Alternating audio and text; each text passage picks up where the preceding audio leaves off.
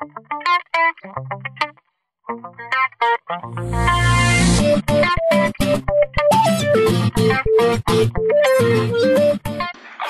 there everyone, this is Glenn Romeo and welcome to my very first tutorial in 3D Station X. You know what guys, just been a couple of months since I started to learn this 3D software, and yes, it's really fun, it's really cool. I can get started to enjoy this 3D software. So our tutorial is for the beginners, or for the very new in 3D Studio. We want to make a model, we want to learn more about the basics, some techniques, advances, and we want to, you know, to learn more of this software. Before we go to our tutorial, let us, I don't know, check that we're going to. Okay, so let us wait for a while. It just happens once in a while. We forget slowly, because I have a lot of you know, documents in my projects in 3D Studio. So here we are now in my YouTube account, and this is the robot that we're going to do in our tutorial. So let's see. Oh, real cool.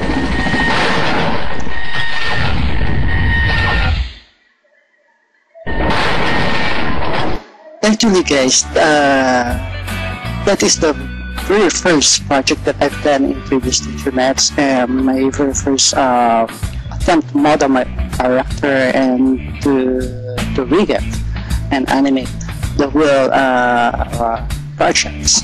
So I'm going to model this robot character just in 3D Studio Max. So without any further ado, maybe let's get started. Okay, so that's it. Okay, so let us continue to our tutorial. So for those of you who are not really familiar in 3ds Max, I am now here in my default interface.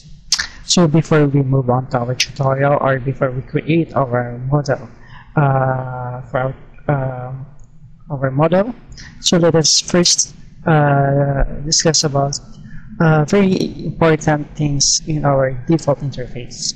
So let us try to navigate some important things here. So if we try to go to top view here, so if we click the top view, and if you see the top is being highlighted, we can click that, and we can change the top view to front view, right? So we can play around all this. Back view, we can change that to back view, and to right, and make it right view. So the shortcut key here is, if you press after your keyboard, the right view, it becomes front, and press T, it becomes top view, L, and left, that is left view, right? So maybe let us try to go back in the top view here. So let us go here in the perspective view. If we click Alt W in our keyboard, we can have this single view here in the perspective view. So later on we will discuss how to use this here. We can play around all this here later on. We will discuss that more further later on. Okay, so for now, again, so we can play around here. We are in the perspective view. We can change that what we did a while ago. So I think I don't have to discuss that again. So let us now create our model. So we have here this different kind of, we have now the utilities, display, motions, and we will discuss that all icon more further later on. So right now let us go to the standard primitive. Once you use press this create, and you can have this standard primitive. So let us make the body parts of our robot. So let us click cylinder. I think for our robot we need the cylinder. Yeah. Okay, so here we have this cylinder. So here, as I said, we will play around this. So once we click this, we can deselect the edge faces. You see what happened to our cylinder. So if we wanted to make it flat, this is how it looks, and we can also make it wireframe or hidden the line. So you can play around all this stuff here. So for now, let us go back to the smooth highlights. Let us press F4 to our keyboard so we can have this kind of edges in our cylinder. So okay, so let us try to select the Modifier. So in the Modify, we can increase the volume or increase the radius size like this. So if you wanted to make your model very bulky like that, or you can play around the radius size. Okay, so as well as the height, that is already self-explanatory. You can play around all this height, but in our case, we need this height is already enough. The height segments here, we have the 5 segments in our cylinder, as you see here. So we can also increase the segment of our cylinder here, that is 15, but for our model, we only need 5, so 5 is enough. So the sides segment, I think you can increase also that, but I think 30 is over. That's enough for us now. Okay, so that's it.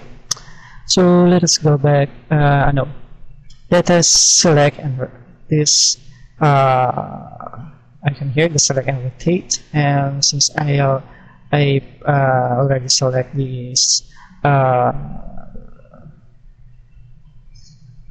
this one, the angle snap. So let us rotate this to 90 degree. I think since I am in the wrong position. Okay, so let us to 90. Okay, so let us do some adjustment, put it in the middle. Okay, here, so that's it. So select again the cylinder and go click the button here in our modifier list and scroll down or press E, select the edit poly. So in our edit poly selected, click the plus sign here and let's select the vertex. So before we select our vertices, just leave uncheck this ignore back facing, so we can select all the vertices, all the sides. So sometimes in our modeling process, we also need to check the ignore back facing, but for now, let us leave uncheck the ignore back facing. Right? Okay. So let us first select the vertices here. So we can now modify the cylinder or modify the mesh of our cylinder. We can play around that. So let us scale the size Okay, select this vertices here and scale it up. Okay, and let's do some adjustment here.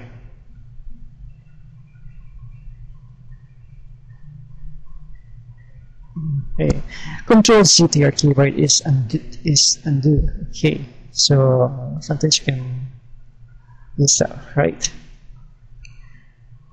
So I'm going to select this and increase just like that, and increase this one like that. I think that's already enough. So what we're going to do then, let us select the edge, and to select one edge here. So what I'm going to do is to ring the edge around the cylinder. So look what will happen. So I have automatically select all the edges in my cylinder in this area. Okay, so the next thing is I'm going to remove all these edges here. So after I remove that, I click polygon. So click this area here, and I'm going to bevel this polygon like that. I think that's enough. Okay, so I'm going to go at the back of my model. So press F3. Since the polygon is selected, I'm going to decrease the size of that polygon. Okay. Let's see. Right. Maybe I want to get some like that and place around to decrease the size of that polygon. So since this polygon is selected, what I'm going to do then, just click Control. If you see my cursor plus sign, my cursor, so we can add this by this this polygon selector. So we can now do some adjustment here. That's one. All right. So let's press F3 again, so we can go back in this in our. You can see how our cylinders being, just call this distort or being modified. So since I have polygon selected here, I'm going to select the polygon in the front of my model. So what I'm going to do then, I'm going to click the bevel, select this bevel here. I'm going to bevel this in, or just hold down. Right, so press again, bevel in. Right, so okay, I think it's enough. So I'm going to put out this, release the mouse, and that's it. Okay, I'm going to adjust this here. Let's see. Oh, sorry. I think that's already enough. So that's it. So let us try to render how our so just like now. See, okay, so that's the body of our robot. Okay, so maybe let us increase the. I'm going to increase the. I'm going to make another adjustment here. Or let's try. I know. Select the vertex. Select all of those vertices here. Increase this like that, and decrease the size here. Right.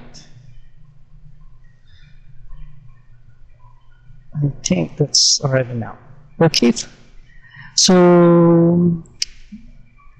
we're done already to our, I mean, the body in our, we're done already to our body, not our body, to the robot's body, okay, our model. So in my next tutorial, we will make the hands of this robot. So see you in my next tutorial. Okay guys, that is the end part of our tutorial today. You still with me, this is Glenn Borromeo, and I wish I could still catch you in the second part of our video tutorial. So guys, if you wanted to learn more about your 3D software, whether you are using 3ds Max 2010, 2011 or 2012 versions, or any other software like Maya, Cinema 4D, ZBrush, I encourage you to visit this website. This is cgarena.com. So be part of our discussion here. So you can also be part of our community. So there's a lot of great stuff here. So try to navigate all this once you are part of our community. We have here a lot of great tutorial for your 3ds Max, for Maya, Photoshops, of Image, ZBrush, Medlex. So check this website, cgarena.com. And of course, if you have some problem with your 3D software, you can also relay that in our topics or in our forum. So there's a lot of great artists who could also help you to your 3D software. And of course, I would like to thank Sir Andre Pasker.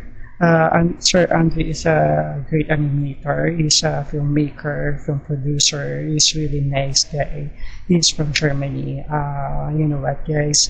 His works really inspired me to get into 3D animations. So check out his channel to my YouTube account. So check all his work. I tell you, his was really great. Okay, so of course, I want to encourage you to visit also the work of Brian Henry accounts.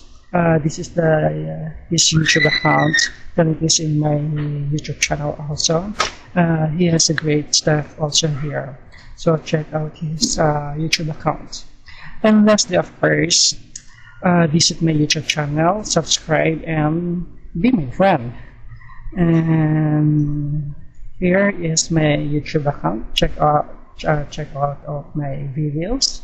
And by the way, guys, I'm using all this software. I'm using Adobe After Effects. If you are using Adobe After Effects, you can also share our knowledge with Adobe After Effects. I use that Adobe After Effects for my final compositions. I use Autodesk 3ds Max 2011 versions. Camtasia Studio 7 for my video tutorial. I use also ZBrush version 4. I use that for my sculpting of my model. I use Phantomorph 5 version 5 for this Phantomorph for photo marking. I use Vudu for Fight 1 version for camera and 3D tracking. Maybe one of these days I will make a tutorial for ZBrush and Vudu. I think a lot of you wanted to know how to use Vudu. Okay, I use also Adobe Photoshop CS for my texture in my 3D model. This feature modeler, I usually use that for my everything I model the head of my character. So that is face cam. So that's it, guys. So again, thank you for watching to my video, and I hope I could still catch you in the second part of my video tutorial.